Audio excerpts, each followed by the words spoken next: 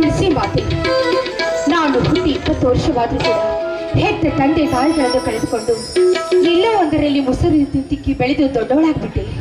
ಆದರೆ ನನ್ನ ಭಾಗ್ಯಕ್ಕೆ ಮುತ್ತೈದೆತನದ ಭಾಗ್ಯವನ್ನು ದೊರಕಿಸಿಬಿಟ್ಟಿದೆಯಮ್ಮ. ನನ್ನ ಗಂಡ ಬಡವನಾದರೂ ಕೂಡ ಬಂಗಾರದಂತ ಜೀವನ ಸಾಗಿಸ್ತಾ ಇದ್ದಾರೆ. ಅದು ಅಲ್ಲದೆ ಗಂಡ ಹೆಂಡತಿ ಇಬ್ರು ಕೂಡಿ ಒಂದು ಮುರುಕಲ ದೋಣಿಯಲ್ಲಿ ಕುಳಿತಿದ್ದೀವಿ. ಆ ದೋಣಿಯನ್ನು ದಡ ಮುಟ್ಟಿಸುವ ಭಾರ ನಿನ್ನೆನೆ ಕುಡಿಯಮ್ಮ, ನಿನ್ನೆನೆ ಕುಡಿ.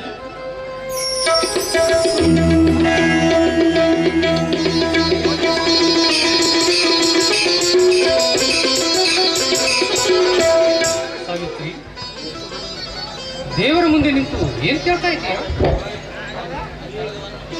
ಆ ನನ್ನ ದೇವರಿಗೆ, ನನ್ನ ಗಂಡನಿಗೆ ತನ್ನ ಆಯುಷ್ಯವನ್ನು ಹೆಚ್ಚಾಗಿ ಮಾಡು, ದುಡಿಯುವವರ ಕೈಗೆ ಶಕ್ತಿಯನ್ನು ಕೊಡು, ಸಿರಿವಂತರ ಸಾಲಿನಲ್ಲಿ ನಮ್ಮ ಮದುವೆಯನ್ನು ನಿಲ್ಲಿಸುವಂತ ಆ ದೇವರಲ್ಲಿ ನಾನು ಬೇಡ್ಕೊಳ್ತಾ ಇದ್ದೇನೆ. ಸಿರಿತನದ ಸಾಗರವನ್ನು ನೀನೇಕೆ ಬಯಸಿದಿ ಸಾವಿತ್ರಿ? ಸಿರಿತನವೆಂದರೆ ಮುಳ್ಳಿನ ಹಾಸಿಗೆ ಇದ್ದಂತೆ. ಎತ್ತ ಹೊರಳಾಡಿದರೂ ನೋವೇ ಉಂಟಾಗುವುದು ಹೊರತು ಸುಖ ಎಂದು ಸಿಗಲಾರದು. ಬಡತನವೆಂದರೆ ಮಲ್ಲಿಗೆ ಹೂವಿನ ಹಾಸಿಗೆ ಇದ್ದಂತೆ. ಎಲ್ಲಿ ಬಿದ್ದು ಎಂದರೂ ನೆಮ್ಮದಿಯಾಗಿ ಜೀವನ ಸಾಗಿಸಿಕೊಂಡು ಹೋಗುವುದು. ನಾವಿಬ್ಬರು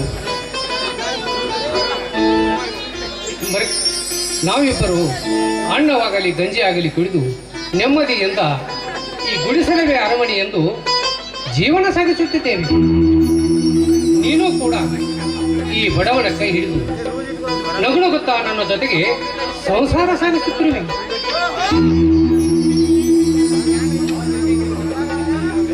ಅದಕ್ಕಾಗಿ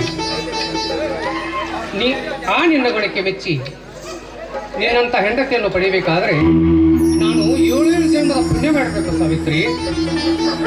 ನಿಜ ಸ್ವಾಮಿ, ಬೆಟ್ಟದಂತ ಸಿರಿತನ ನಾನು ಕೇಳಲಿಲ್ಲ. ಬಂಗಾರದಂತ ನನ್ನ ಕೈ ಹಿಡಿದಿರುವ ನೀವು ದುಡಿಮೆಯಲ್ಲಿ ಒಂದು ಪುಟ್ಟದೊಂದು ಮನೆ ಇರಬೇಕು. ಭೂಮಿ ತಾಯಿ ಸೇವೆ ಮಾಡುವುದಕ್ಕಾಗಿ ಒಂದು ಭೂಮಿಯನ್ನು ದೊರಕಿಸು.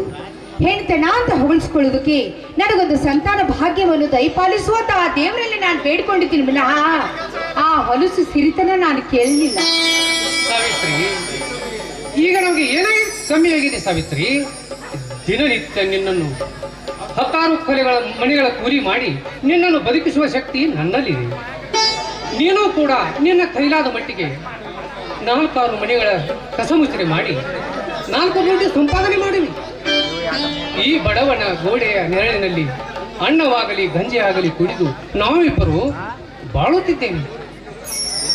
ನೀನು ಅದಕ್ಕಾಗಿ ನಿನ್ನಂತ ಹೆಂಡತಿಯನ್ನು ಪಡೆಯಬೇಕಾದರೆ ನಾನು 7 ಜನ್ಮದ ಪುಣ್ಯ ಮಾಡಿರಬೇಕು ಸಾವಿತ್ರಿ. ಆ ಮಾತು ನಿಮ್ಮ ಬಾಯಿಗೆ ಬರಬಾರ್ದು. ನಿಮ್ಮಂಥ ಪಡೆಯಬೇಕಾದ್ರೆ ನಾನು ಎಷ್ಟು ಜನ್ಮದಲ್ಲಿ ಪುಣ್ಯ ಮಾಡಿದ್ದನೋ ನಾ ಕಾಣಿ.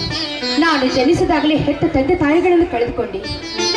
ಮತ್ತೊಬ್ಬರ ಮನೆಯಲ್ಲಿ ಕೂಲಿ ನಾಳಾಗಿ ಕೆಲಸ ಮಾಡುತ್ತಿರುವಾಗ ನನ್ನನ್ನು ಮದುವೆ ಮಾಡಿಕೊಳ್ಳೋದಕ್ಕೆ ಯಾರೂ ಮುಂದಾಗಲಿಲ್ಲ. ವರದಕ್ಷಿಣೆ ಬಹುತವೇ ಹೆಚ್ಚಾಗಿ ಹೋಗಿತ್ತು.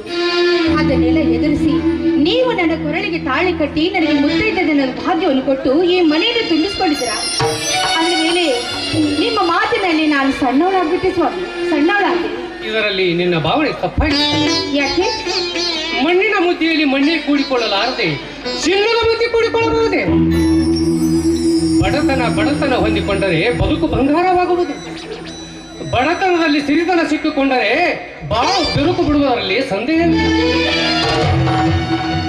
ಅದಕ್ಕಾಗಿ ಈ ಬಡವನ ಬಾಳಿಗೆ ನಿನ್ನಂತ ಬಡತನದ ಹೆಣ್ಣು ಬೇಕಾಗಿತ್ತು. ಮದುವೆಯಾಗಿ 3 ವರ್ಷ ಕಳೆದರು ಇದು ಬೇಕು ಇದು ಬೇಡ ಅಂತ ಈ ಹರಕು ಚೀರೆ ಮುರುಕು ಮಣಿಯಲ್ಲಿ ನನ್ನ ಜೊತೆಗೆ ನೀನು ಕಾಲ ಕಳೆಯುತ್ತೀರಿ. ಅದಕ್ಕೆ ನಿನ್ನ ಗುಣಕ್ಕೆ ಮೆಚ್ಚಿ ನಾನೇ ಇವತ್ತು ನಿನಗಾಗಿ ಹೊಸ ಸೀರೆ ಹೂ ಬಳಿ ತಂದಿದ್ದೇನೆ, ತೆಗೆದುಕೋ ಸಾವಿತ್ರಿ. ಸ್ವಾಮಿ, ಈ ಶ್ರೀಕಾರದ ಉಡುಪು, ಸುವಾಸನೆ ಬೀರು ಬೈ ಹೂವು, ಈ ಸೀರೆ, ಇದನ್ನು ಹರಿದು ನೆಸೆಸಿ ಹೋಗುವ ಮುನ್ನವೇ ತೃಪ್ತಿ ಪಡಬಹುದು. ಆದರೆ ಅದು ಶಾಶ್ವತವಾಗಿರುವುದಲ್ಲ. ಶಾಶ್ವತವಾಗಿರುವುದು ಒಂದಿದೆ, ಅದನ್ನು ನೀವು ನನಗೆ ಕೊಟ್ಟರೆ ಅಷ್ಟೇ ಸಾಕು. ಕೇಳು ಸಾವಿತ್ರಿ, ಕೇಳು ಸಾವಿತ್ರಿ, ಏನು ಬೇಕು ನಿನಗೆ? ಚಿನ್ನದ ಸ್ಥಳ ಬೇಕಾ? ಇಲ್ಲ, ಬೆಳೆಯ ಕಾನೂನು ಬೇಕಾಗಿತ್ತ? ಅದನ್ನೇನೋ ಬೇಡ, ಅದೆಲ್ಲ ಶಾಶ್ವತವಾದದ್ದಲ್ಲ, ಅದೆಲ್ಲವೂ ನಶಿಸಿ ಹೋಗುವ ವಸ್ತು. ಮತ್ತೇನು ಬೇಕಾಗಿತ್ತು ಸಾವಿತ್ರಿ ನಿನಗೆ? ನೋಡಿ, ಈ ನಿಮ್ಮ ಸತಿಗೆ ಯಾರು ಕಸಿದುಕೊಳ್ಳಲಾರ್ದಂತ ಶಾಶ್ವತವಾಗಿರುವುದು ನಿಮ್ಮ ಪ್ರೀತಿ, ಆಶೀರ್ವಾದ. ಇದು ಒದ್ದಿದ್ರೆ ಅಷ್ಟೇ. ಎದ್ದೇಳು ಸಾವಿತ್ರಿ, ಎಂತು ಬಣ್ಣಿಸಲಿ ನೀನು. ಹಾ, ಇವತ್ತು ನನ್ನ ಸಂತೋಷ ಕಾಣಲು ಈ ಹೊಸ ಸೀರೆ ಉಟ್ಟು ಶೃಂಗಾರದ ಸುಳಿಯಾಗಿ ಬಾ ಹೋಗು.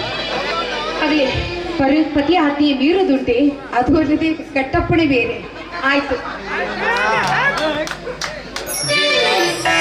ದೇವ ಮಲ್ಲಿಕಾರ್ಜುನ ಮುಚ್ಚಿನಂತ ಹೆಂಡತಿ ಕೊಟ್ಟು ಮನೆ ತುಂಬಿಸಿತು. ಮದುವೆಯಾಗಿ 3 ವರ್ಷ ಕಳೆದರೂ ನಮಗೆ ಮಕ್ಕಳ ಸಂತಾನ ದೊರೆಯಲಿಲ್ಲ. ಆ ಭಾಗ್ಯವನ್ನು ನಮ್ಮ ಪಾಲಿಗೆ ದಯಪಾಲಿಸುತ್ತಂದೆ. ನಿನಗೆ 1000 ಸಲ ಉರುಳು ಸೇವೆ ಸಲ್ಲಿಸುತ್ತೇನೆ. ಮಕ್ಕಳು ಪಡೆದ ಹೆಣ್ಣು ಭಾಗ್ಯ ಪಡೆದಂತೆ. ಆ ಭಾಗ್ಯ ನಮ್ಮ ಪಾಲಿಗೆ ದಯಪಾಲಿಸುತ್ತಂದೆ.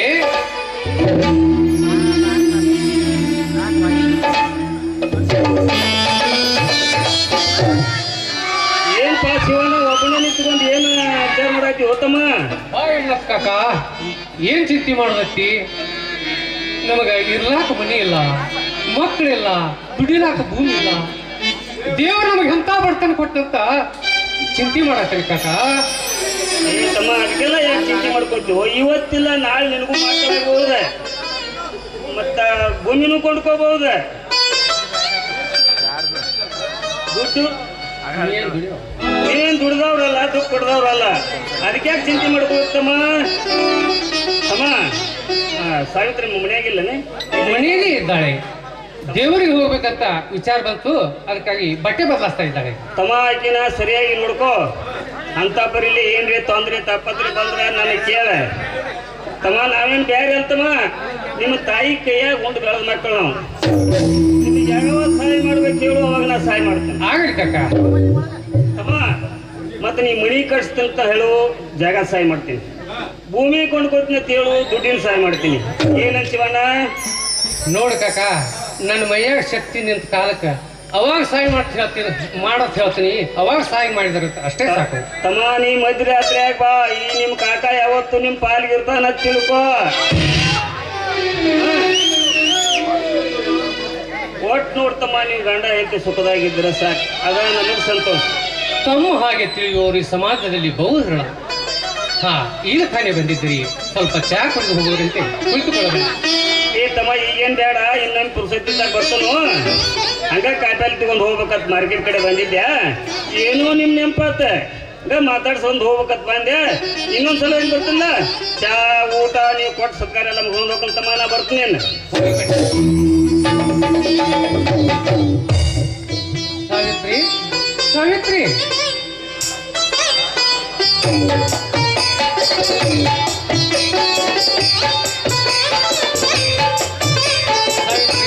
ಸಾವಿತ್ರಿ, ಸಾವಿತ್ರಿ.